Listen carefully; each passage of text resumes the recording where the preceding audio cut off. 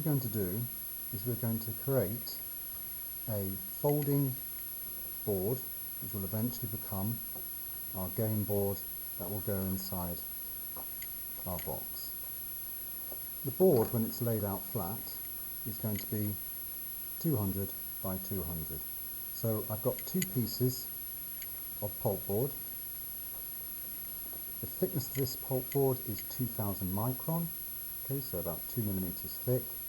Pulpboard is ideal for this. It's got that stiffness to it, that rigidity, and it's tough.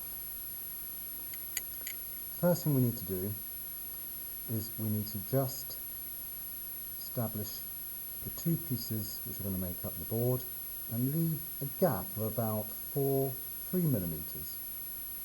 It doesn't really matter if it's too wide, although it won't look particularly pleasant, but it's definitely avoid having it too narrow, because you run the danger there of the board not closing properly, what we call clam shelling. If you look on your cutting mats, you can sort of try and line up the little tiny squares in the cutting mat. Will give you a rough idea of about 3 or 4 millimeters. Now in the past I've used gummed paper, very messy. So for a few years now I've been using this self-adhesive parcel tape. Now the parcel tape is really strong,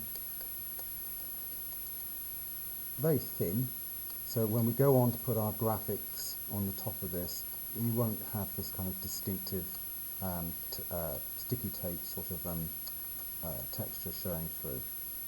So the first thing we need to do is just lay down, and no one's going to see this, but roughly get it so it straddles the gap, like so. And then just use either the corner of your finger or one of these embossing tools just to encourage it to go down the middle, like so. Don't worry about the overhangs, we can cut those off later.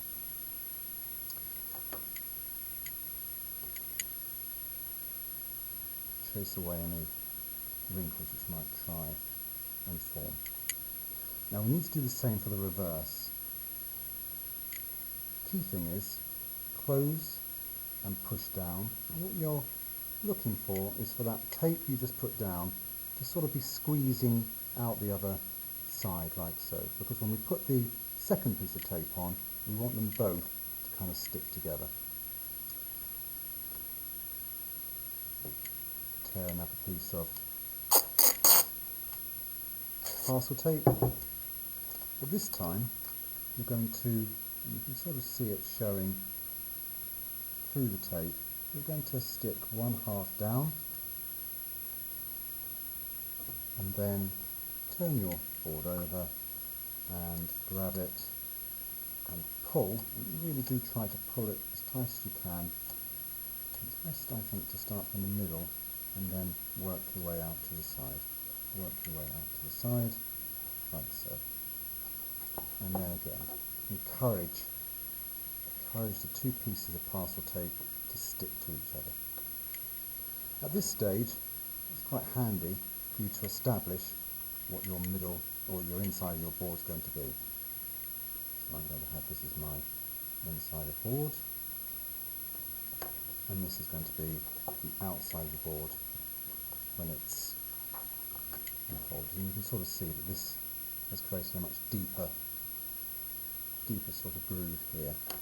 Now when we stick our graphics on, again, we need to make sure that it closes, but at the same time, the excess paper, which is needed to get round that corner, when you open it flat, that paper needs to go somewhere. What you don't want is for it to be bubbling up. So by having an extra deep groove here, the paper can sort of disappear into there when the board is flat.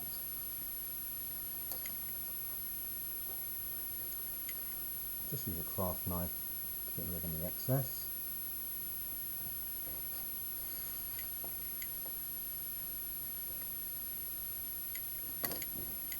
And you're then ready to start putting some coloured paper around the outside edge.